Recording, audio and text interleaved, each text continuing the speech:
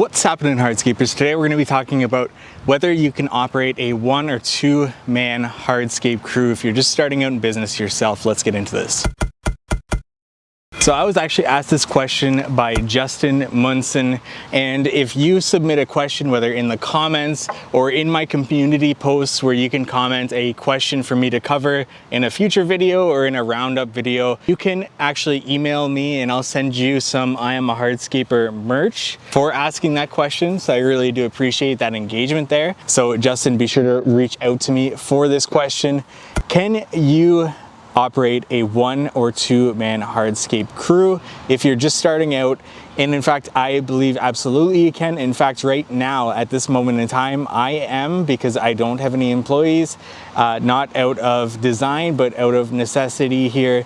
I lost my 2 employees, one last week and one a couple of weeks before then. So it's been really difficult to find somebody at this point in the season.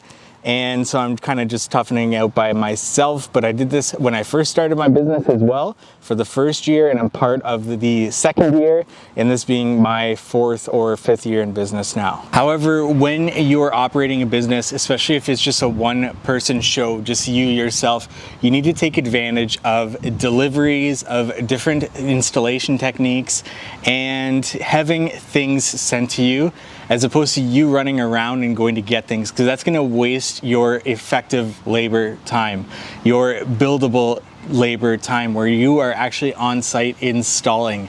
So you want to maximize that as much as possible. So for me, for example, I'll get bins delivered to my job site to be able to haul away the excavated material. I'll get deliveries of gravel dropped in the driveway. I'm not running around going to get these things. Other things like synthetic base here, you'll see the panels in the background there. That helps you with limiting the amount of excavated material. So that's going to save you energy-wise, keep you more efficient on the job site day in and day out. So that's also another great installation application that you can be using for your business to help you limit the amount you're actually digging or needing to dig by yourself, speeding you up. Also, when you're by yourself, do not be afraid to rent equipment if you do not have the equipment. It's worth it, absolutely 100%, even if you're just using it to scoop gravel in a driveway and put it into a wheelbarrow in tight access situations to bring it into the backyard. You want to maximize the amount you can be efficient and not wear your body down when you are a 1-man crew. So what I was trying to say on site here is that there's 3 things that I really look for as a single person crew, especially myself in my business right now, in order to make sure that I'm making the most use of my time that I have on site. The first one is deliveries, whether that's products, bins, or rental equipment.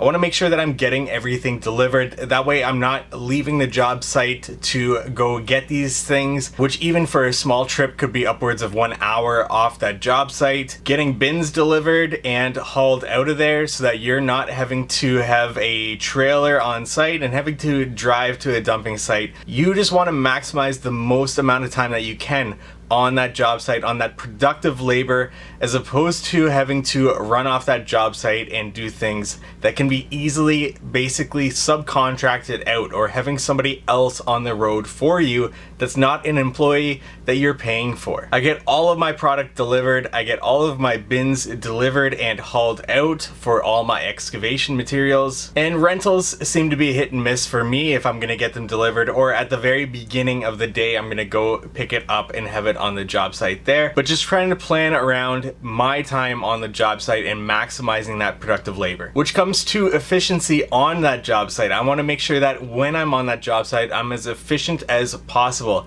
And that could be just having the right tools and equipment on the job site to be as efficient as possible, as well as to maximize my energy on the job site so that I can remain efficient throughout the entire day or even the entire length of that project. That means that I want to get that product as close as possible to the project, wherever that might be, getting deliveries and timing deliveries to that project so that I can get them as close as possible. That means dumping gravel, getting that gravel out of the way, and then getting that product delivered as close as possible on the pallets to where that project is, to where I'm installing it.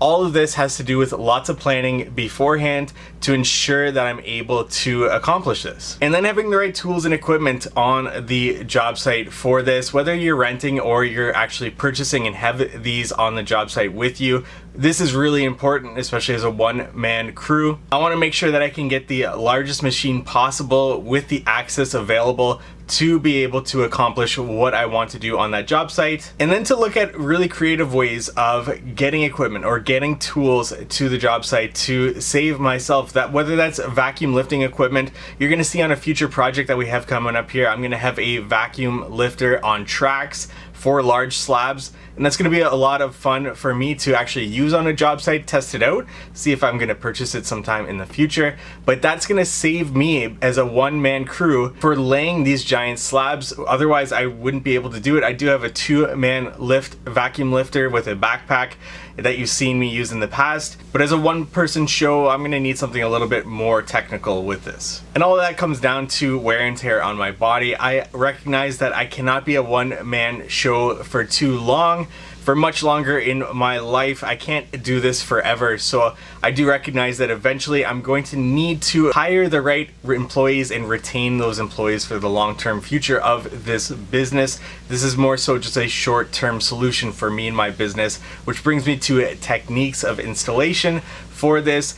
Things like gator base or synthetic base have been extremely valuable to me in my business, especially with tight access, but also with limiting the excavation that we're doing on a job site.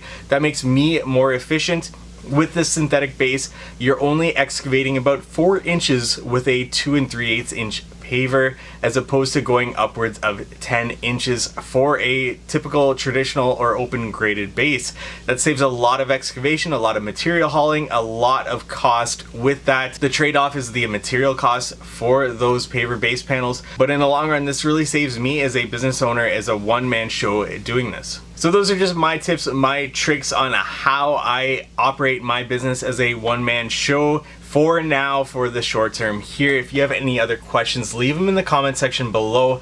Thank you so much for that question, and if you have other questions that you want answered, you can leave them in the comment section, or when we do a community post, you can see them there and you can be able to ask your questions that I'll do future videos on. Like this video if you found it helpful for whatever reason, and subscribe to this YouTube channel for more content like this.